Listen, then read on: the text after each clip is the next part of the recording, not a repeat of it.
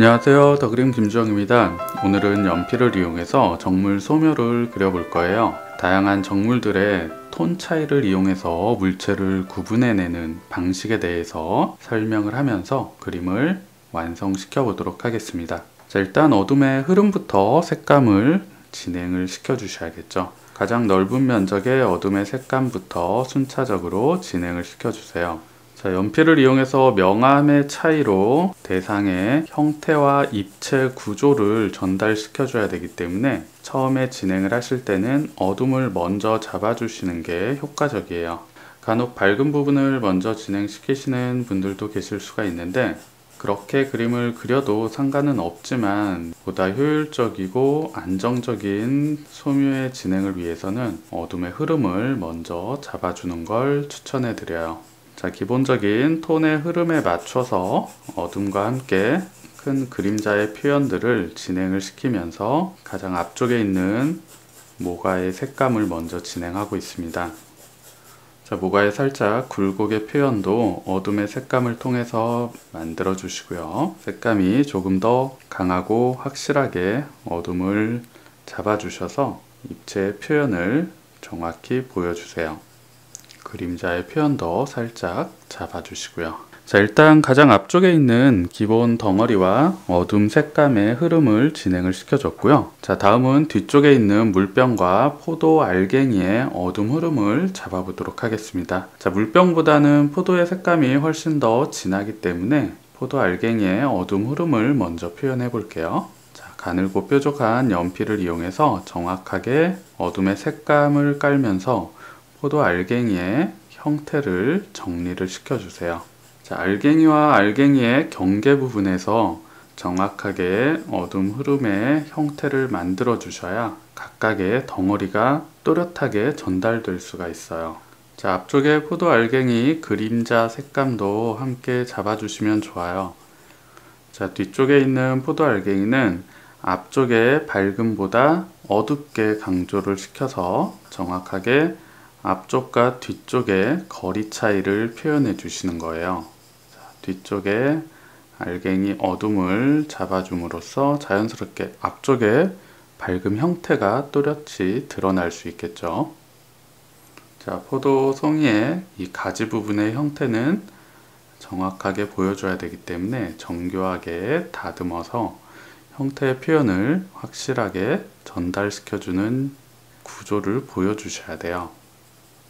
이런 작은 부분의 요소들이 정확하게 정리가 되지 않으면 형태의 구조라든지 사실감이 떨어지기 때문에 이런 작은 부분의 표현에 조금 더 신경을 써서 진행시켜 주시는 게 좋아요. 자, 이제 아래쪽으로 내려와 있는 포도 알갱이를 어둠의 흐름을 강조시켜 보도록 할게요. 자, 이쪽 부분의 색감이 가장 진한 부분 중에 하나예요. 아래쪽으로 늘어뜨려진 그림자의 표현도 함께 진행이 돼야 되고요. 상대적으로 빛을 많이 못 받는 표현들이 있어서 자, 이 앞쪽에 포도 알갱이에 가려져서 이쪽은 전체가 다 어둡게 표현이 돼야겠네요. 자, 이렇게 덩어리와 덩어리가 만나는 부분들의 형태에서는 확실히 한쪽을 정확하게 강조를 시켜주고 나머지 부분을 색감을 풀어서 진행을 해주시면 좋아요. 자, 어두움 색감을 먼저 잡아줬고요. 자, 다시 이 밝음과 만나는 부분의 뒤쪽을 어둡게 잡아주시는 거예요. 그래서 앞쪽에 밝음과 뒤쪽으로 떨어져 있는 물체의 구분을 확실히 시켜주는 거죠. 자, 이제 앞쪽에 혼자 떨어져 있는 포도 알갱이의 어둠까지 잡으면 과실의 덩어리 기본 표현은 다 끝이 나네요. 자, 빠르게 색감을 마무리하고 물병의 색감을 깔아보도록 하겠습니다. 자, 이제 물병의 넓은 부분 어둠의 흐름은 크게 긴 직선을 활용해서 깔아보도록 하겠습니다. 자, 포도 알갱이보다는 너무 어두워지지 않도록 색감을 잡아주는 게 좋을 것 같아요. 자, 물병은 기본 고유의 색감이 흰색 도자기로 되어 있기 때문에 고유 색감 자체가 그렇게 강한 톤이 아니죠. 그래서 어둠의 흐름 색감도 조금은 밝게 처리를 해 보도록 할게요. 자, 너무 어두워지지 않게 색감은 가늘고 촘촘한 선을 이용해서 밀도 있게 색을 쌓아주시면 돼요. 자, 좌측에서 빛이 들어오기 때문에 우측의 흐름을 어둡게 같이 묶어주는 거예요. 큰 흐름의 라인을 찾아서 어둠이 끝까지 함께 연결될 수 있도록 색감을 깔아주세요. 자, 아래쪽에서는 모가의 색감보다 물병의 색감을 훨씬 더 강하게 강조를 시켜줘야겠네요. 자, 각각의 대상이 가지고 있는 고유의 색감 그리고 톤의 강약의 대비를 이용해서 물체의 기본적인 형태와 구조에 대해 정확하게 전달을 시켜주는 게 포인트예요. 자, 물병 윗부분에 그림자 표현까지 살짝 잡아서 가장 기본이 되는 어둠의 1차적인 흐름을 표현을 해줬습니다. 자, 이 정도만 표현을 해줘도 일단 대상이 가지고 있는 모양과 어둠, 빛 방향, 흐름들이 정확하게 전달이 되고 있죠. 자, 이제 여기에서 다시 포인트부터 하나씩 정확하게 강조를 시켜보도록 할게요. 자, 다시 앞쪽에 있는 모가의 색감부터 이제 조금 더 강하게 잡아보도록 할게요. 제가 지금 시작부터 지금까지는 계속 사비연필을 이용해서 진행하고 있습니다. 자, 어둠을 조금 더 강하게 쌓아 볼게요. 자, 어둠의 색감을 잡아주실 때는 과감하게 힘있게 색감을 쌓아 주셔야 보다 밀도 있고 확실한 톤을 잡아 주실 수가 있어요. 이런 강한 색감을 한 번에 강하게 표현해 주기 위해서는 선의 표현 연습이 평소에 충분히 진행이 되어야 돼요. 선의 표현이 너무 거칠거나 일률적이지 못한 선의 표현이 나온다면 힘있게 선을 썼을 때 고르고 일정한 색감의 표현이 나오기가 굉장히 어렵거든요. 부드럽고 촘촘한 색감을 이용해서 거칠지 않게 부드러운 색감의 표현을 쓰시는 데 집중해 주셔야 돼요.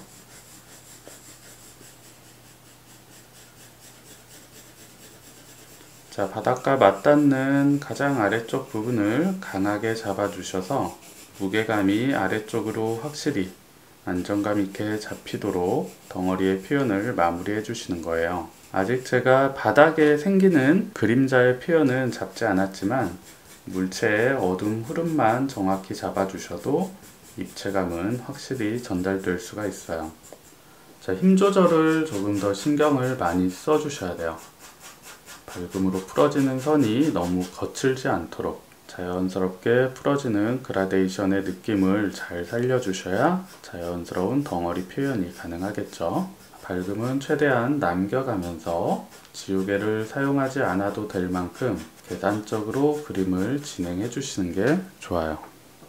자, 이제 가장 어둠의 포인트들을 보다 강하게 강조시켜 주면서 색감의 톤 분배를 정확하게 잡아 주시는 거예요.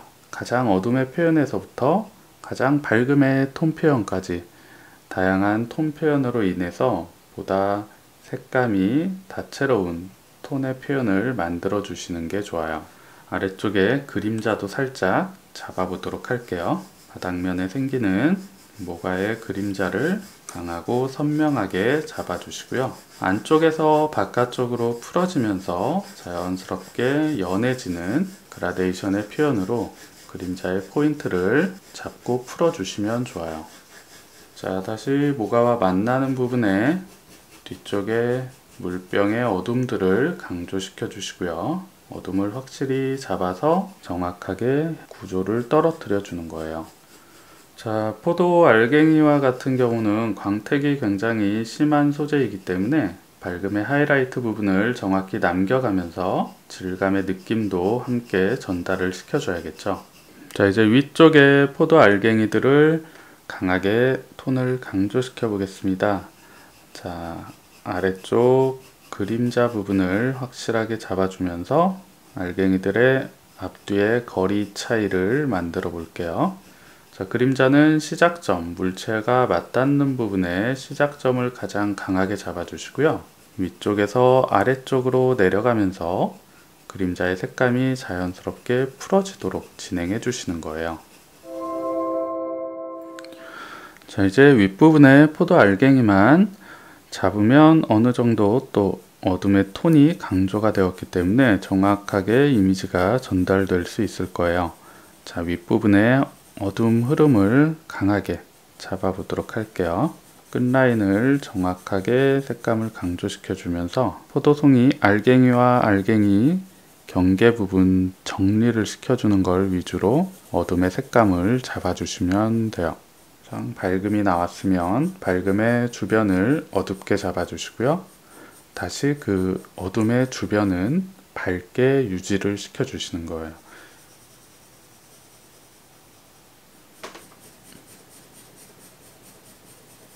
자, 이제 물병의 어둠 흐름도 한 번 더 강조를 시켜보도록 할게요. 자, 주변의 색감과 분위기를 맞춰서 어둠의 흐름을, 톤을 자연스럽게 한 번 더 올려주도록 하겠습니다. 흰색 물체이기 때문에 전체적인 색감이 너무 까매지지는 않도록 신경을 쓰면서요. 밀도를 촘촘하게 올려서 분위기만 조절을 해주시는 거예요.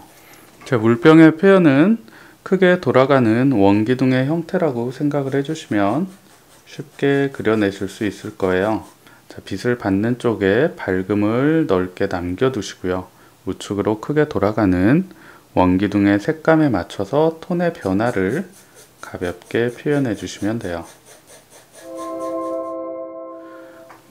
자, 연필 소묘를 처음 시작하는 초보자분들이라면 이 정도의 색감 표현만 진행을 해주셔도 아주 멋스러운 소묘의 정물 표현을 만들어 보실 수 있을 거예요. 자, 초보자분들께서 간단한 연필 소묘 과정을 진행하실 때 놓치면 안 되는 중요한 부분은 첫 번째는 정확한 스케치. 형태가 정확하지 않으면 아무리 색감을 예쁘게 잘 깔아도 절대 사실적이고 멋진 그림이 완성되지 않습니다. 정확한 형태 꼭 지켜주셔야 되고요.